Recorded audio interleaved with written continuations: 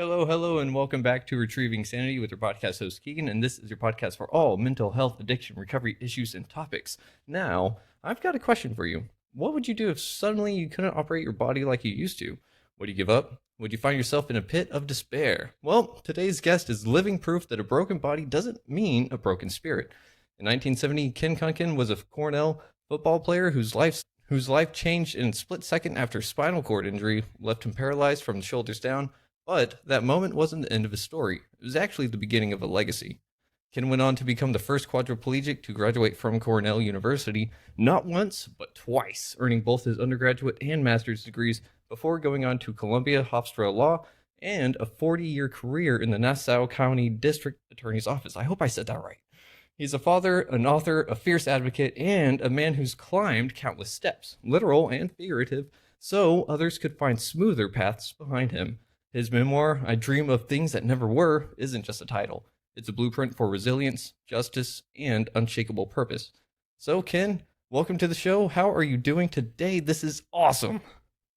Thank you, Keegan, and I'm doing great today. Thank you for having me as your guest. Of course, it is an absolute honor and a pleasure to speak to someone such as an esteemed, well, everything. You're an advocate, you're a lawyer, you're just a whole bunch in one package. So how did you get to where you are today? A lot of help. Took a lot of help from a very special family and group of friends, and they were with me every step of the way. Man, I love hearing that because, it's not often I actually hear some people say, I got a lot of help from the outside. And I think that that is super duper important to actually recognize and pay tribute to. Thank you. Well, I was very fortunate because I know not everybody has the help that I was able to receive. So I was fortunate that my family rallied around me and basically indicated that they would act as my arms and legs if need be to allow me to still do everything I wanted to do in my life. Man, that is way too cool. And you're right. You're absolutely lucky to have that because not everyone does. And I think that that's kind of what you advocate for, right? Is to help people with disabilities. Absolutely. So, real quick, how did you decide? Well, actually, let's go all the way back real quick. What happened with your football incident? Because that is a literal snap of the fingers, and suddenly your life changed. How did that make you actually feel and respond? Well, this happened in 1970. I was 20 Hmm. years old. I was early in my junior year at Cornell University, where I was studying industrial engineering. Okay. And I was playing on Cornell's lightweight football team. We had a special football league for individuals that were slightly smaller than the heavyweight team. We had a team where you had to weigh 154 pounds or less 2 days before the game to play. Wow. And it was a special league. It's now called sprint football.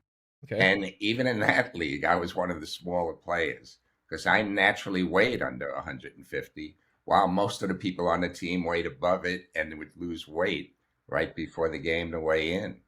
Man. So I was one of the smaller players, and I got hurt on a kickoff. I was running down the field in a game against Columbia University. And when I tackled the ball carrier, I broke my neck and severely damaged my spinal cord. And as a result, I'm almost totally paralyzed from the shoulders down. So I now have a little bit of movement in my left arm, but nothing in my fingers or wrist. And on the right side of my body, I could just shrug my shoulder a bit. So other than that limited movement, I'm pretty much paralyzed from the shoulders down. Man, I can't imagine being paralyzed even just a little bit because I'm just one of those outdoors kind of people, and the closest thing I've gotten to was breaking my femur, and that sucked. So I can't imagine anywhere not moving even my arms. Were you actually like really in the pits of despair, like in the throes of it, or did you see Keegan, light? I don't think you could have gotten any lower than I was following my injury. Yeah. I was about as depressed as anybody could possibly be. Hmm. I'm so sorry to hear that. But you were able to actually turn it around, though. What was the spark that made you go, I can do something different? Well, once again, it was definitely my family. They kept encouraging me and kept assuring me that as long as I still had my mind intact, there was an awful lot that I could still do. And it was very frustrating because, while it did not affect me intellectually, I felt like the medical personnel were treating me as if I no longer had a brain in my head. Ooh. They would come into the room and speak to the person next to me and ask them questions about me as if I couldn't speak for myself or wasn't even in the room. And that certainly was very frustrating. Yeah. And then, since they didn't seem to want to answer my questions, I got a hold of a pamphlet that the rehab facility published. And with somebody turning the pages, they showed me, what the ramifications of my spinal cord injury were. And it Mm-hmm. indicated what type of movement I might have from my level of injury. I'm hurt between the fourth and fifth cervical in the neck, where my level of sensation would be. And I have no feeling a couple inches below my shoulders and down. I could only feel above that. And it also indicated what type of career I may eventually go into. Mm-hmm. And the only job I saw for somebody in my condition would be to someday sell magazine subscriptions over the telephone. And I was devastated when I saw that. Now, again, this was well before laptop computers. Mm-hmm. And I really wasn't able to do anything physical other than eventually I learned how to operate an electric wheelchair Mm-hmm. and type a little bit on an IBM Selectric typewriter with certain braces and splints. Mm-hmm. And with a lot of difficulty, I could turn pages of a book. But other than that, there was very little I could do for myself. Man. But I still hoped that there was more that I could do than just selling magazine subscriptions over the telephone. Yeah, for sure. I mean, selling magazines over the telephone, that is definitely not something suited for someone that has the brain that you do. And that would have definitely been a huge blow to like ego whenever medical professionals don't even want to talk to you. Like that sounds really, really like malpractice-y almost. And Keegan, what you need to remember is at the time I was studying engineering at one of the most prestigious engineering schools in the country. Yeah. And now they're talking about selling magazine subscriptions over the telephone. If I'm lucky, that's the best I could do. Excuse me just one moment. Okay. Thank you. That's actually a blood pressure pill. I have problems regulating my blood pressure. That's a pill to actually raise my blood pressure. No, to raise it. Yeah, most people have trouble lowering it. I have trouble raising it. Well, I mean, I guess that would kind of make sense since you can't really move your body the same, Right. right? Yes. And the muscle tone is gone, so Mm. there's no real pressure on my blood vessels to keep my pressure up. Oh, yeah. Wasn't even really too aware of the rest of the body not even kind of having any kind of tone. And that's one of the things a lot of people think is like tone is just like how strong you are or something. It's just, no, it's how like contracted the muscles actually are subconsciously, right? And so you essentially know what it's like to be a rag doll in a sense, You right? bet. Man, and that is not fun because it's kind of like, have you ever felt like you're a marionette or something? Let me tell you a little bit about the strangest sensation I ever had. Go for it. When I tackled the ball carrier, I Mm, remained conscious the whole time. mm, But as I indicated, I suddenly lost all movement mhm, below my shoulders, but I also lost my level of sensation. And when they put me on a stretcher and lifted me up to carry me off the field, it felt like I had been decapitated and they were only carrying my head off the field because I couldn't feel the rest of my body. huh. I've never thought about that. Whoa, yeah, holy cow. I'm trying to just picture that in my head, and that would be the strangest thing ever by far. Holy cow. But that must have really been dizzying, and not just in the literal sense, but that would have started the staircase of like, what am I going to do now? Like, is this forever kind of thing? Did that feeling of it being only your head kind of go away? I knew very little about spinal cord injuries back then. Most people knew very little about spinal cord injuries. Mm. I mean, you have to remember this was about 25 years before Christopher Reeve's injury. Now, Wow. Christopher Reeve was a tremendous spokesman for spinal cord injuries, and Mhm. he educated a lot of people on the ramifications of it. but I was hurt about 25 years before Christopher Reeve.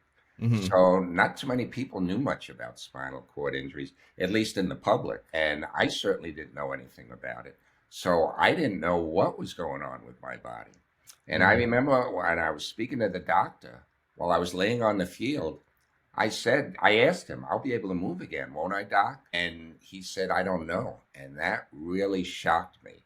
I was sure he was going to say, yes, it'll just take a few minutes.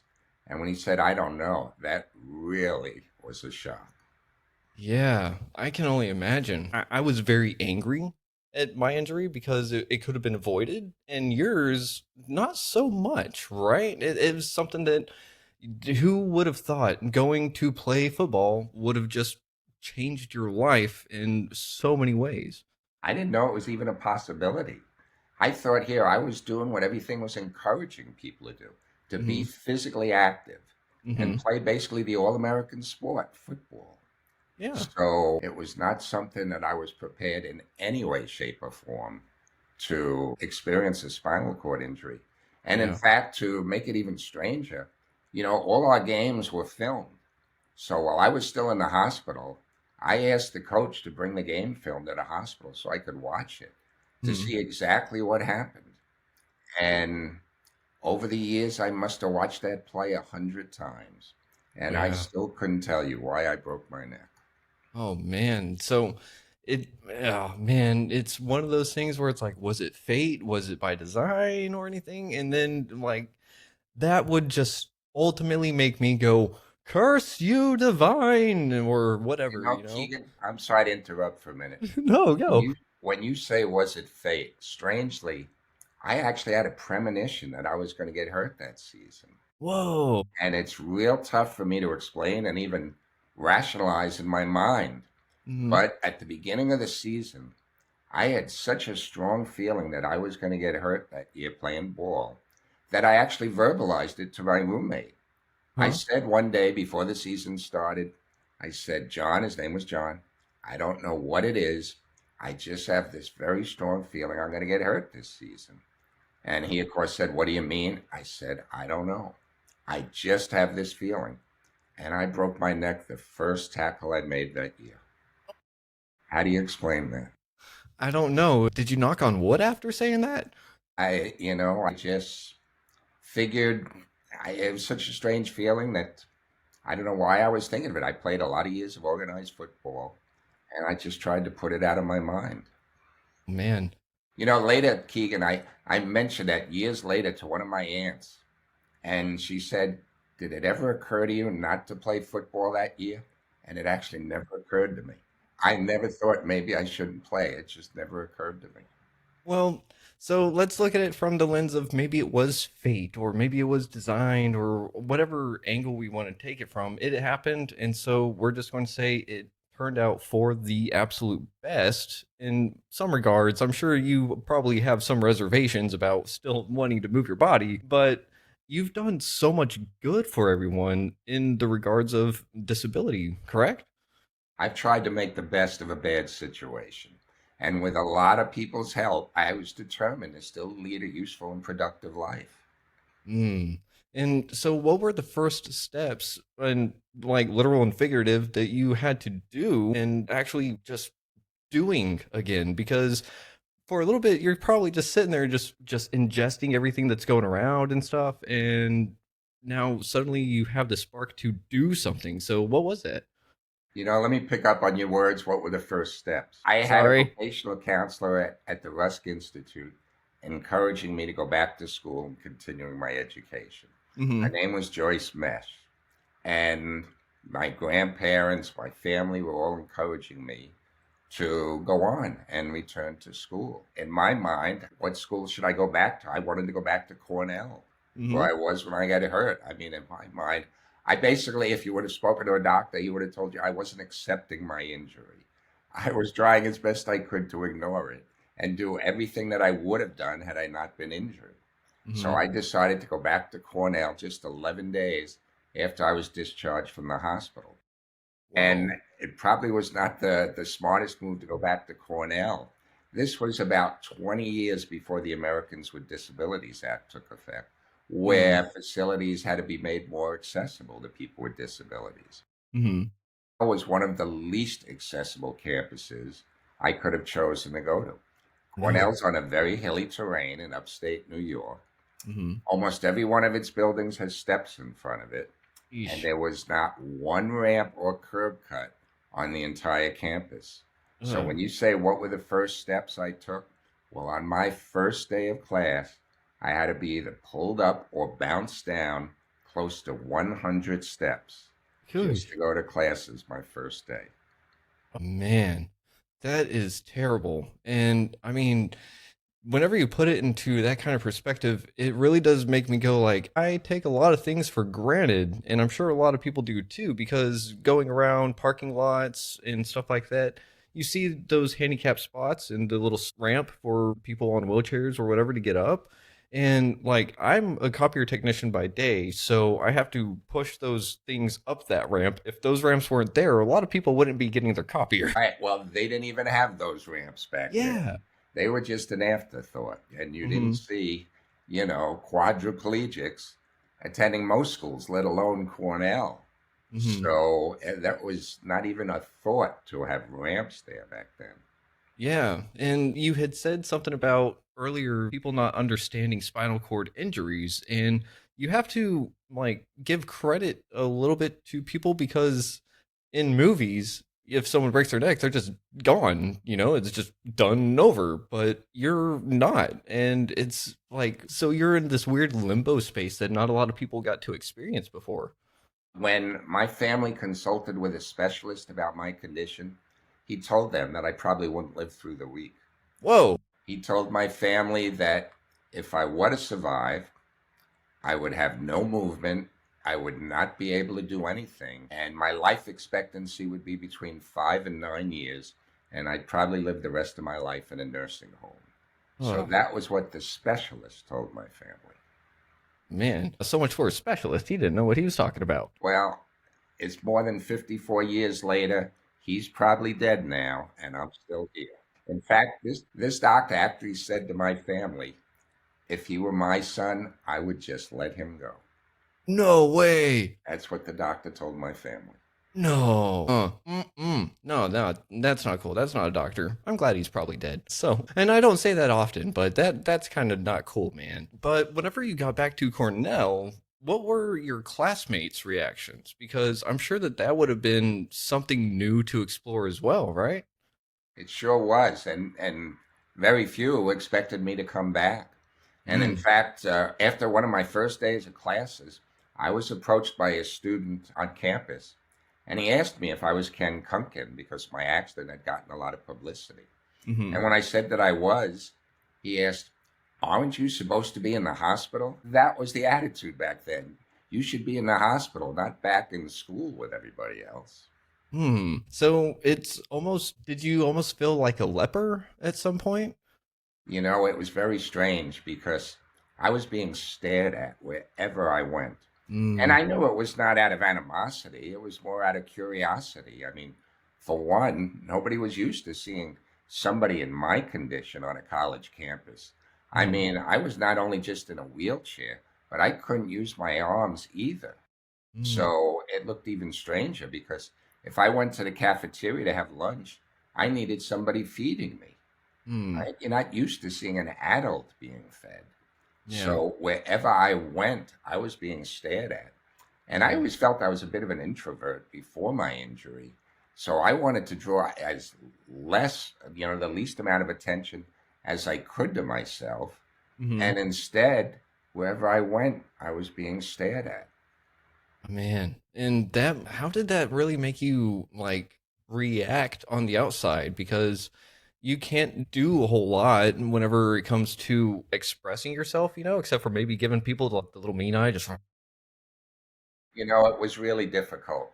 And just so you know, in my rehab, with a lot of effort, I was actually able to feed myself a little bit with some braces and splints. And I remember one day I went to the cafeteria and I had my attendant set me up with my braces and splints. And it was a very slow, difficult process.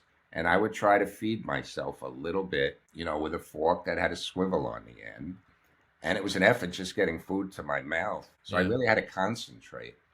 And at one point, I looked up, and Keegan, everyone in the cafeteria was staring at me, watching me Mm. eat. And I don't mean just a few people, I mean everyone in the cafeteria was staring at me, watching me eat. I became so uncomfortable. I ate the rest of my meals in my room the rest of the year. Man, I can only imagine that. I mean, it would have been cool if they gave you an applause. Would that have changed everything? Actually, I wanted to just crawl into a hole and not be seen at all. Yeah. I didn't want any attention. Hmm. And unfortunately, I was receiving a lot of it. Part of that had to do with a lot of publicity that I had gotten. And, I Yeah. guess it's only natural when you see somebody that you've just read about in the paper, you look at them more intensely. And I was getting a lot of publicity because it was unusual for a football player to break his neck, go through the hospital stay and rehab, and go back to school. Hmm. So I was getting a lot of publicity, and many of the classes at Cornell were on tiers, they're on levels. So out of Hmm. necessity, I had to sit in front of the front row. So Mm. as a result, even if people didn't want to stare at me, they had to stare at me just to see the professor who was in front of me. Oh, So that made man. it even more uncomfortable. Yeah, that is some of the most uncomfortable kind of situations that you can be in because I mean, you didn't ask for it. There's not a lot you can or can't do in some regards. And so you just kind of had to endure it because that was just part of the environment, right? Right? So, what actually got you through the point? You said you considered yourself more of an introvert, but your personality, to me, you're more of an extrovert. You're like a public speaker. I love it. This is 54 years later, Keegan. True, true. Actually, I've done quite a bit of public speaking since my injury. I've had a lot of people encourage me to share my story with others. And initially, I thought, I don't know what there is to share. It's an unfortunate accident, and I'm kind of struggling to get by. But a lot of people encouraged me to do it. And I was very surprised when people actually asked me to get in front of a group and talk. And one of the first talks that I gave, I was asked to be the graduation speaker at Dryden High School in upstate New York the year after I went back to Cornell. And I was shocked by that. I didn't even know the students knew who I was. And here they asked me to be the speaker. And it was very nerve wracking to get in front of a group and give a talk in front of hundreds of people. Yeah, especially for something that you probably didn't even think was even a slight possibility or anything. Like, did you open that letter and you were like, holy cow, like, I gotta do what now? It was actually a phone call from the principal, and he took me totally by surprise. And I was just basically saying, we'd like you to be the speaker, and I'm just okay, without really thinking in detail about it. And it hit me later, what did I just agree to? And in terms of going back to Cornell, I can remember after my first day having my attendant lie me down in bed, Hmm. and I remember staring at the ceiling, just thinking I had to be crazy to decide to go back to Cornell, such an inaccessible campus, and so soon after I was discharged from the hospital. But Hmm. I started thinking, what else am I going to do? And I didn't have a plan B. I Hmm. didn't know what else I was going to do if I didn't succeed at Cornell. Uh, So I worked especially hard to make sure that it worked. yeah, that's awesome. And did you choose Cornell because you're just like stubborn and you said, I started, I'm going to finish? Or was it That's something pretty else? much it. As I said, I thought maybe if I just ignore my injury, it'll go away. So I figured, you know what? I'm just going to pick up where I left off. I'll go back to school. I'll continue my studies in industrial engineering, and maybe it'll just go away on its own. Well, that was pretty naive on my part. And again, if you would have spoken to anybody in the medical profession, they probably would have criticized me and said he's just not accepting his injury or disability. And they were right. I wasn't. Good, good. It's one of those things that it's your body and you know limits to it that no one else will ever know. And it seems like you were saying, well, where is my limit if I am supposed to have one? Where is it? That's right. And in my mind, I'm not going to have any limits. I'm going to Yeah. still do everything I wanted to do. Yeah, I love that attitude. And that's why everyone wants you to go speak for them and just share your story, because it's one of those that, I mean, whenever we think about our bodies, they're the element between our brain and our mind and the physical world around us. So that's how we interact with everything. If we can't move, then it's like, well, have you seen Futurama? No, no. Man, you haven't? So you might find this aspect a little funny, but in Futurama, there's characters that are nothing but heads in jars, and they're all like presidents of the past and stuff, and they're all really comical. But it was just like, if we didn't have a body, that would be like it, right? Just like kind of like you being carried off the field in the first place. That's right. That's So right. And often that's what it feels like. And but you're so much more than just a head, and you actually use your brain for so much good. So whenever you graduated from Cornell the first time, how did it feel whenever you actually got that diploma? Well, it felt incredible. I mean, I think nobody was more surprised than I was that I was able to actually do it. You know, I had difficulty with my engineering studies before my injury, Yeah. and it was 1,000 times more difficult after my injury. Hmm. And to give you an idea how surprised it was for everybody that I was able to graduate, I wish I still had this article. I can no longer find it. But there was actually an article written about me in the National Enquirer. The Enquirer did a story about me graduating from Cornell. That's how unusual it was considered at that time. Wow. That is really cool. I'm actually looking to see if I can find it for you. I tried and I couldn't locate it. It was back in 1973 in the summer, Yep. and And I just wish I could find the copy again. yeah, it looks like Anna Kunk was looking for it as well and posted a Yeah, we looked. Man. Well, tell you what, if I ever come across it, I'll send it your way. Thank So, you. of course. And I mean, what were your plans after you graduated though? Because it was like, cool, you got that goal, but now it's like, where do you go with that goal, right? Because sometimes whenever we finish a goal, it's like, cool. And now what? Right. Well, what happened was, fortunately, I had taken some electives in the field of psychology. And one of my psychology professors, by the name of Dr. James Moss, suggested that I pursue a career in psychology and in counseling. He felt that if I entered the counseling profession, I could hopefully help others overcome adversity and face challenges. So I decided to pursue a career in counseling. And I stayed at Cornell and I earned a Master of Arts degree where I majored in counseling and student personnel administration. And as you indicated, I became the first quadriplegic to ever earn a graduate degree from Cornell. And then I tried to increase my counseling credentials. I went to Columbia University, where I earned my second master's degree. This was a Master of Education degree, where I Hmm. majored in counseling and student personnel administration. And I Mm. decided to look for a job as a counselor in rehabilitation counseling. And Hmm. this was in the mid 70s. And here, Keegan, I had 2 degrees from Cornell, Hmm. one from Columbia, Uh-huh. 3 prestigious Ivy League degrees, Yeah. 2 master's degrees, and Hmm. no one would hire me. What?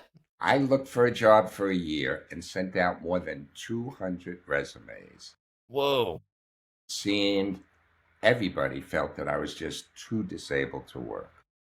Hmm. And I was even turned down when I offered to volunteer my services. I Wow. couldn't give my services away. But finally, I found one organization willing to give me the opportunity to show what I could do.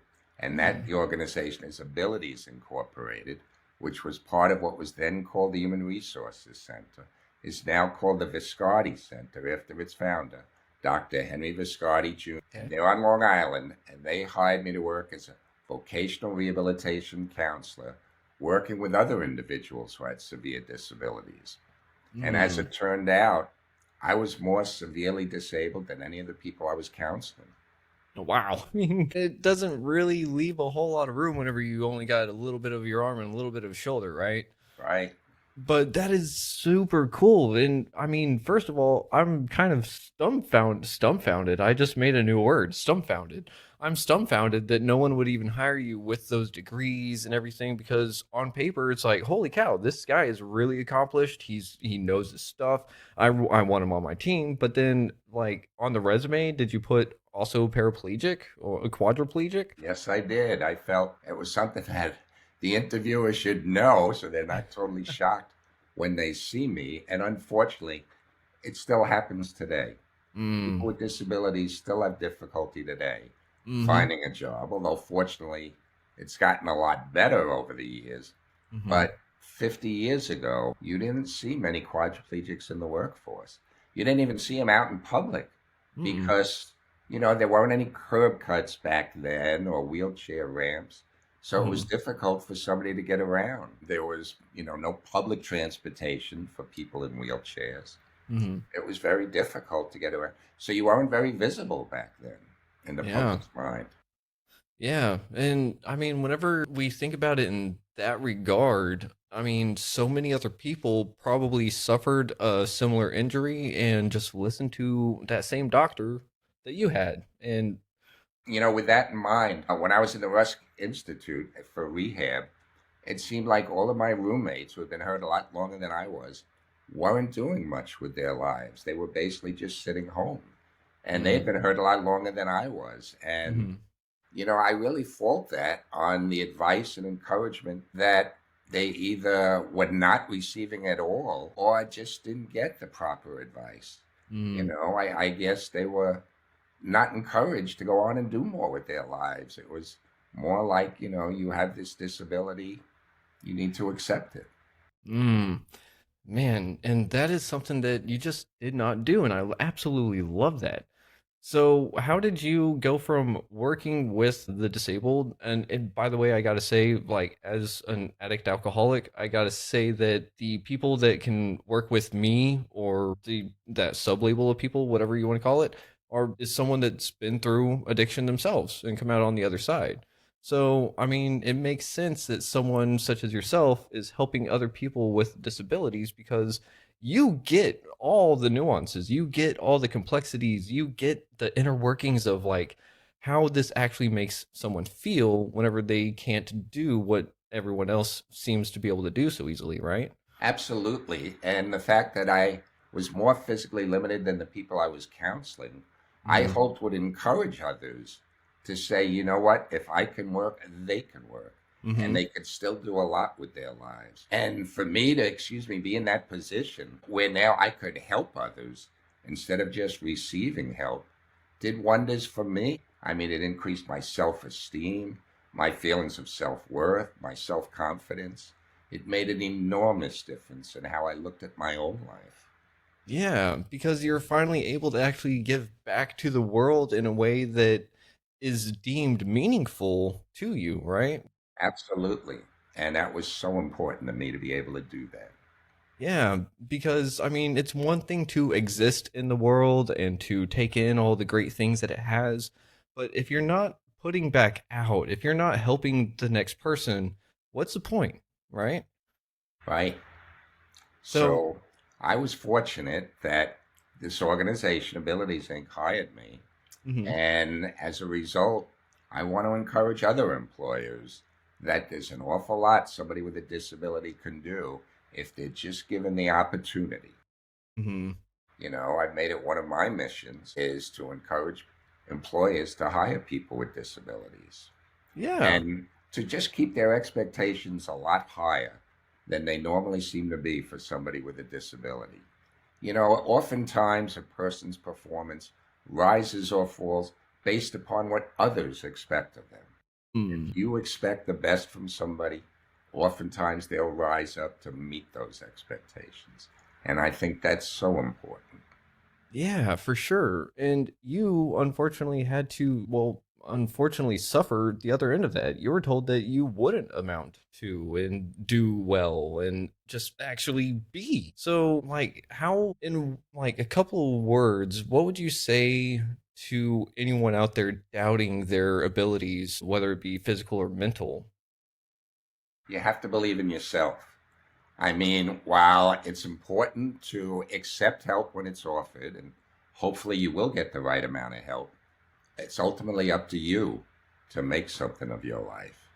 And you need to be determined and self motivated if need be to go out and do everything you can, despite what your limitations are. I mean, we all face challenges in our lives. Some challenges are obviously bigger than others, but it's how we deal with those challenges that will make the difference between someone who is good and someone who is great. And I'd like to believe that we all have the potential to do far more with their lives than most people ever even dream is possible. And if they work hard, hopefully they'll achieve what their goals and dreams are. That's beautiful. Thank you for that. I'm sure a lot of people out there are going to hear that and be like, I need to get off my butt and actually go do something now. And in that regard, you did say to stay self-motivated. Would you call that also being a little bit selfish if you have to? You know, if need be, because there were many times when people tried to discourage me and say, accept your situation and be grateful for what you're doing and what you have and don't make waves. And Mm, my feeling was, no, that's not the way to be. And, I was fortunate that when I worked at the Viscardi Center, they kept increasing my responsibilities and expanding my role. And one of the things they had me do was speak to groups and organizations concerning non discrimination and affirmative action with respect to people with disabilities. mm, And after my talks, I would often be asked questions. And while I would certainly do my best to respond appropriately, I was always careful to caution the questioners they should really consult with a lawyer about their concerns. And Keegan, I guess it didn't take long before I started to think, there's no reason why I couldn't become that lawyer. yeah. So I left my job at the Viscardi Center and I went to Hofstra University School of Law.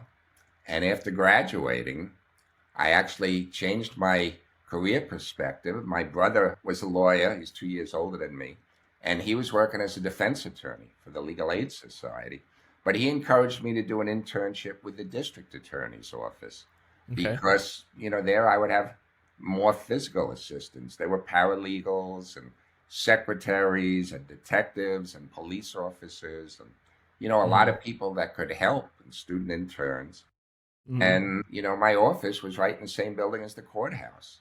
Huh. So I did an internship there, loved it, applied for a full time job there.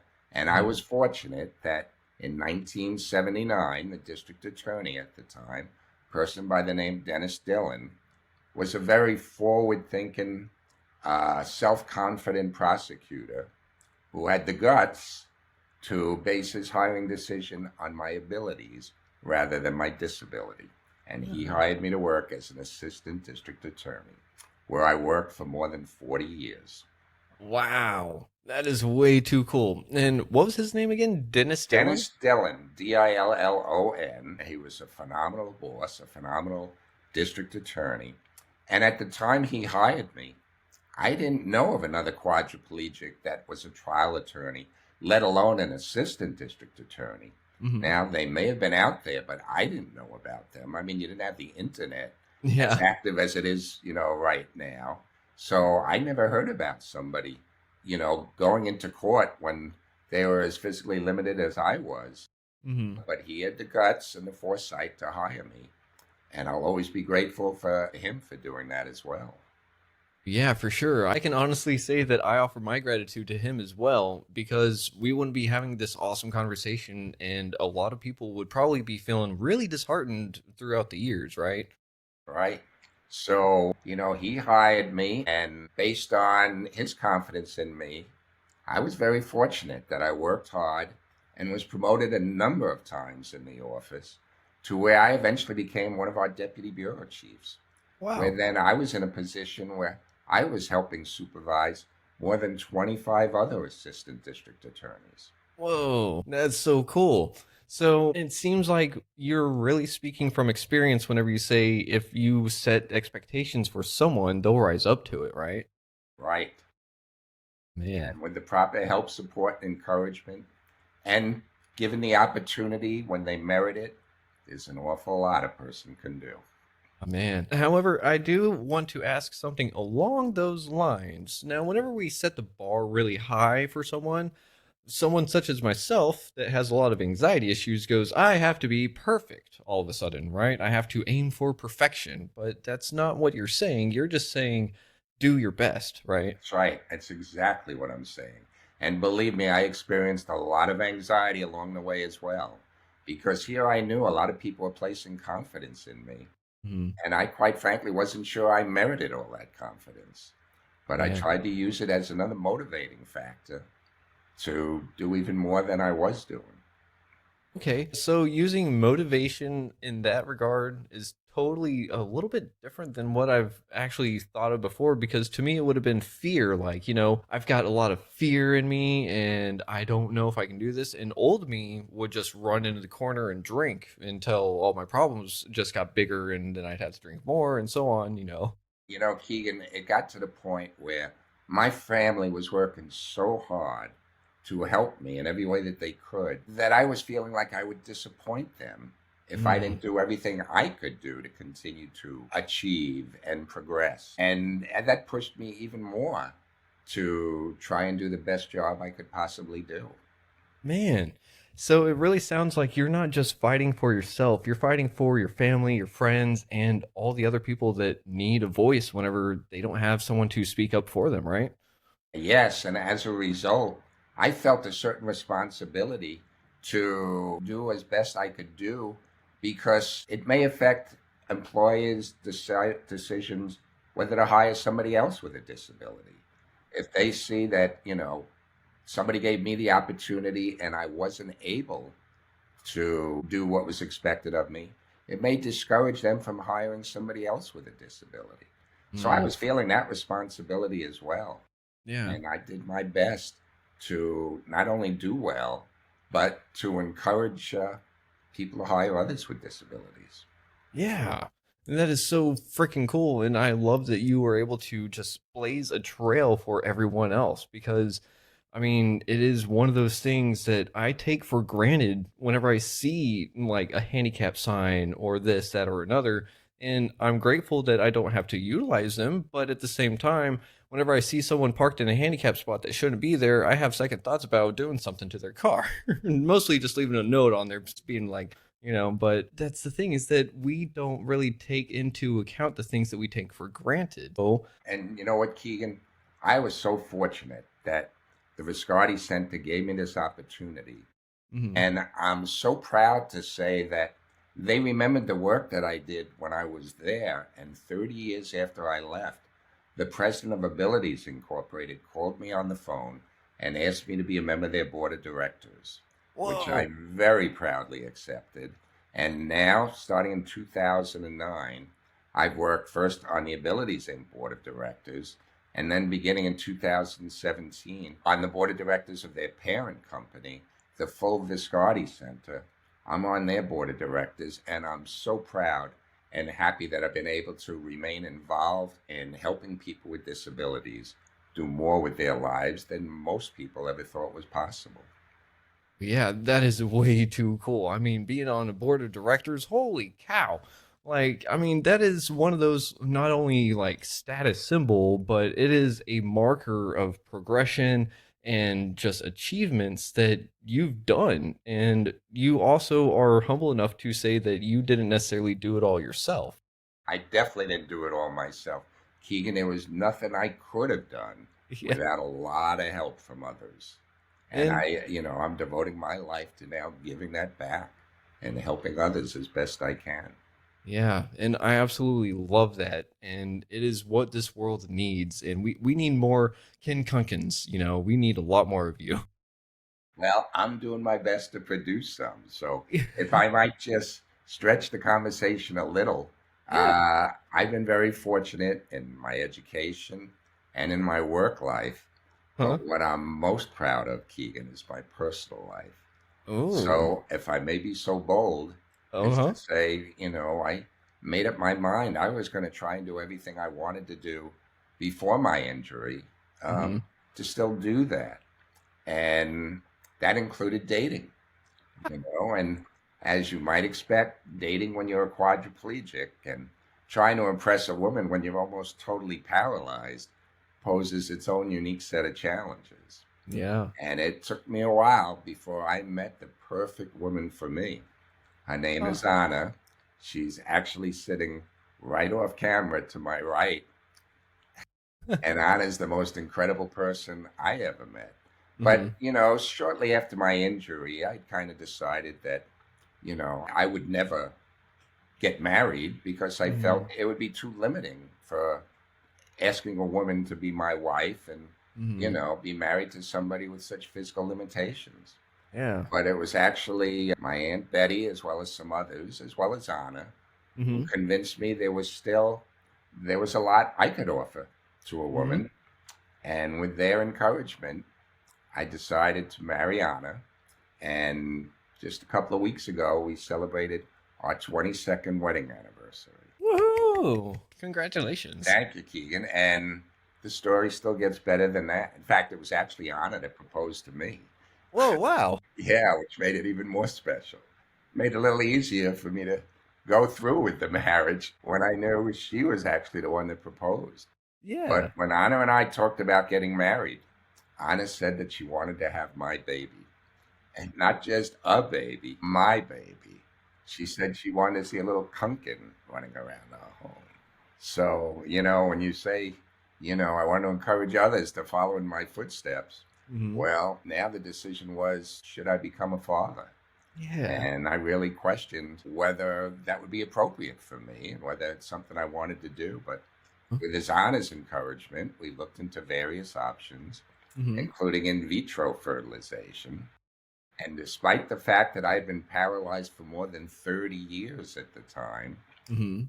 I found it still might be possible for someone in my condition to father a child. Ooh. So, with Anna's help and suggestions, we pursued in vitro fertilization. And through the Uh, miracle of science, Anna became pregnant. ah. And on January 2005, Keegan, I was present in the delivery room. Think about this, picture this. I was present in the delivery room when my wife, Anna, gave birth to triplets. Whoa. We have three incredible sons, Joey, Jimmy, and Timmy.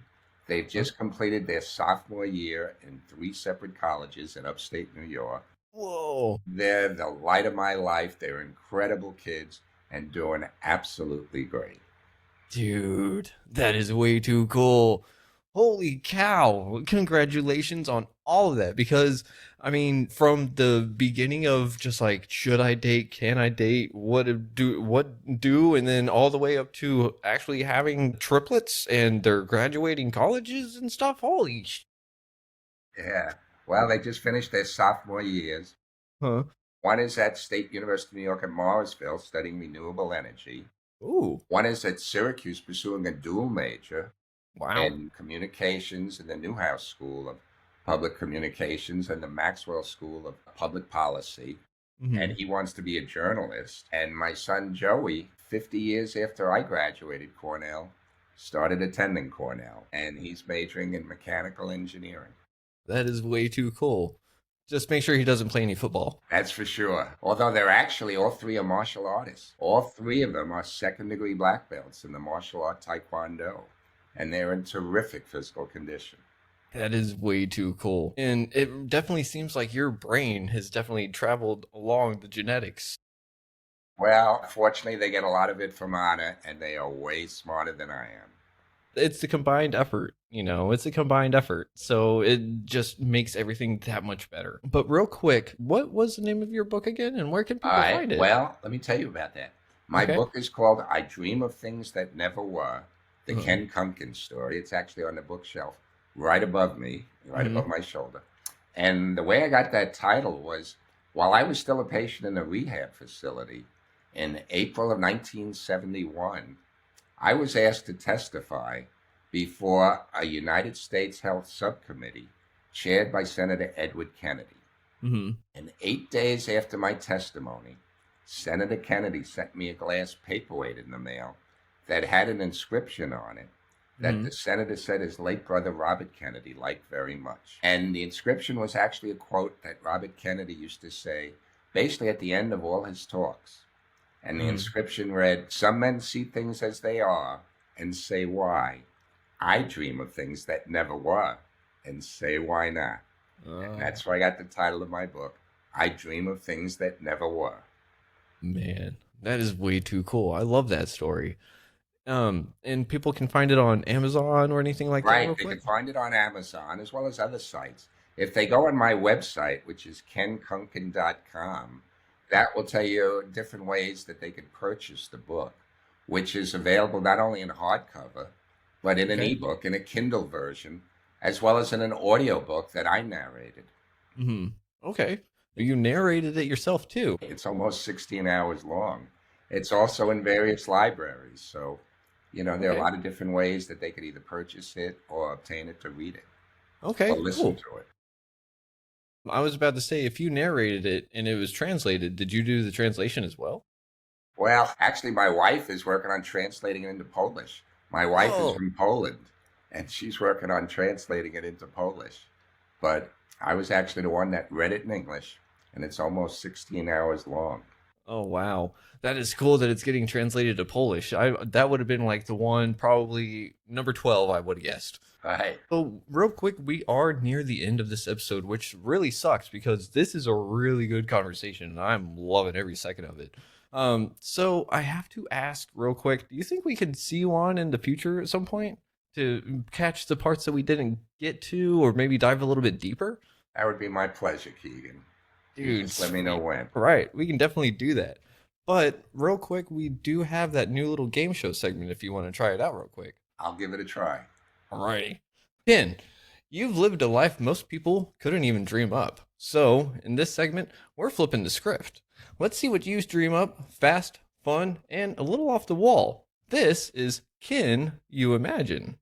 So, I'm going to ask you some questions, and I just want you to give me an answer. It doesn't have to be long, it doesn't have to be short, it doesn't have to be intricate or anything, just whatever flows off the top of your head. All right? Okay. All right. So, question number one. If you could have one superpower, but only while stuck in traffic, what would it be? Well, it would obviously be the superpower to probably beam myself up like they did in Star Trek and avoid all the traffic by getting to where I wanted to be in the next instant. I think that should be everyone's. I love it. All right. Question number two. Which fictional courtroom lawyer would you want on your legal dream team?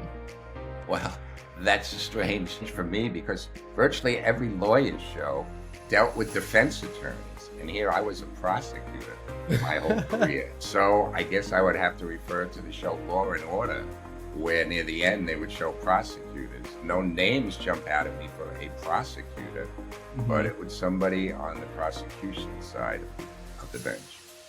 All right. You've raised a good point. I never really thought about that before. All right. Moving on to number three. If your power wheelchair turned into time machine, where's the first place you'd roll to? Well, it would be, first a place in the future where hopefully they would have some more advanced treatments for somebody in my condition where I could eventually be able to get out of this wheelchair, which would be ideal. Initially when you said that, I was starting to think, would I like to go back in time and avoid my injury? And Keegan, I'd have to be perfectly honest and say, no. If that meant that I wouldn't have my incredible wife or my three wonderful, wonderful, wonderful sons, I would not want to do that. Man, I love that. Thank you for being able to see the good in everything that has happened and willing to cherish it, not want to change a single moment. That takes something special. All right. Number four. What's the title of your next book if it were a comedy? It would be basically, don't do as I do, do as I say. I love that one too. And I mean, that would be really fitting, right? Don't play football. It sure would. All right, moving on to number five. If one of your triplets had to play you in a movie, who gets the role and why? They all have parts of me in their personality as well as in their looks. And they are so similar in so many ways and so different in so many ways. My wife and her family keep saying that my son Timothy seems to look the most like me.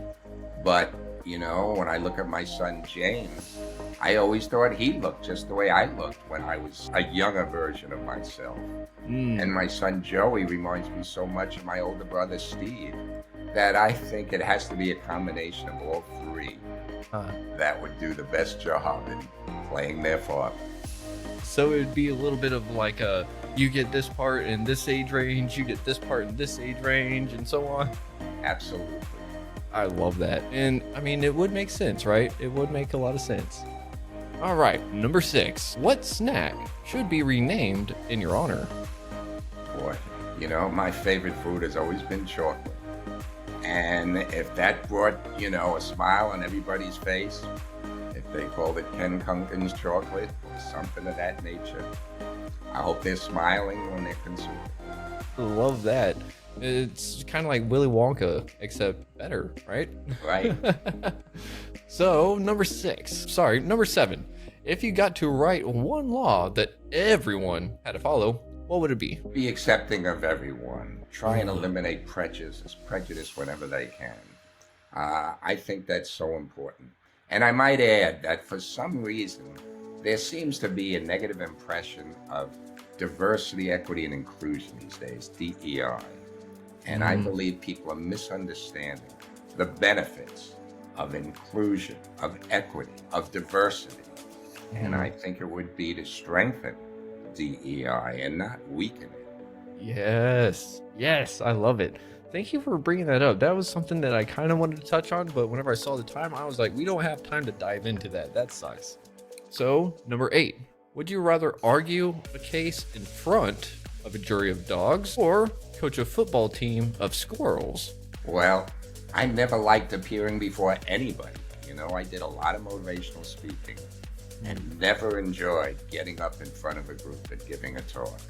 So if the choice is between getting up in front of a group or being in the back, helping encourage a group, no matter what animals they are, I'd rather not be in front of everyone. So we're going with a coach for the squirrels. Right. All right. Number 9. What's the funniest or weirdest question someone's ever asked you about your wheelchair? Well, I get asked a lot by people who look at me and have a quizzical look, and they ask me, do I sleep in my wheelchair? And the answer is there are times when I fall asleep while I'm in my wheelchair. But no, my wife lifts me out of the wheelchair each night into a bed, and I sleep in bed. But I've been amazed how many people actually ask me if I sleep in my wheelchair. Fair enough. I mean, that is one of those ones that I guess people just really don't think, right? And so real quick, shout out to Anna. Thank you for taking care of Ken as long as you have. It's amazing. Thank you. And one other thing that you may comment on is my wife, Anna, who is so incredible, is actually 19 years younger than I am. And I get asked many, many times, is she my daughter? People seem to have a hard time imagining that, no, she's my wife. Everybody seems to think she's my daughter. So I get asked that a lot also. Nope, you're just one heck of a guy that can pull anyone that they wanted to, and you just got her. Thank you. Of course. I agree. I'm a very lucky guy. Absolutely. And last up, number 10. If your memoir had a blooper reel, what's definitely on it? Well, boy, there have been so many times where I've had problems with just controlling some of my physical activities. When I was studying counseling, I did an internship at the Bronx Veterans Administration Hospital. And I would wheel into patients' room and introduce myself as their counselor. And I still get a lot of muscle spasms where my arms and legs would shake involuntarily. And if my arm was still on the control switch of my wheelchair, at the time I entered a room, as I'm introducing myself, I would fly right past the patient and crash into a wall as I'm introducing myself as their new counselor. So I think that raised a lot of questions in their mind. I mean, it broke the ice in the best way possible. All right. Thank you very much for playing Can You Imagine, Ken? Now, you're a man who tackled injustice with the same courage that once put you on the field. From the courtroom to the Capitol, from rehabilitation to revolution, you embody a life of impact beyond the imaginable. So, Here at Retrieving Sanity, we would like to offer you the honorary title of the Indomitable Advocate, because we're not able to stop you no matter what we do. I'd be honored by that title. Thank you so much. Of course, it's been an absolute honor and a pleasure to have you on, Ken. But one last thing I've got. This podcast is called Retrieving Sanity. So Retrieving Sanity explores every facets of life and mental health. But what does retrieving sanity mean to you today personally, and what's something that someone can use in their journey for retrieving sanity?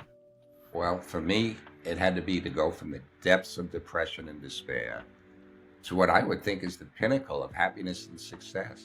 I couldn't be happier than I am to be the husband of my incredible wife, Anna, and the father of my triplet sons. So by retrieving sanity, I know what it's like to be at the very bottom when it comes to, thinking about yourself and losing self-confidence. And, there were times when I actually wanted to lose my mind. I thought it would be easy to deal with what I was going through than be so depressed and discouraged by the rehabilitation that I was facing. And I'm so glad that I've come out on the other side, and I'm leading a very, very happy life, a very, very proud father, a very, very proud husband, a proud brother, a proud cousin, a proud nephew. I mean, I have so many wonderful things going for me in life. Life is great. Life is beautiful, and I love it. Thank you very much for those wise words of wisdom, Ken, because I think everyone could use a little bit of that, because life just is hard, But real quick, the last thing again, we can find you at kunken.com, correct? Right. That's right. All right. And unfortunately, we are past the time for this episode. So we'll see you on again in the future. And I mean, this has just been an absolute honor and a pleasure speaking to someone such as yourself, because I mean, I've just spoke to you and I'm still like, how did he do it? Egan, the time flew by for me as well. So thank you. I appreciate that. Of course. And everyone out there, thank you for listening to Retrieving Sanity on WDJY 99.1 FM. And as always, much love to yourself, much love to everyone around you if you can, but love yourself first and just try to be a good person. It's not that hard. And don't park in a handicapped spot if you're not handicapped. Thank you very much. And everyone out there, y'all have a great evening, and we'll see y'all next time. Much love. Shalom.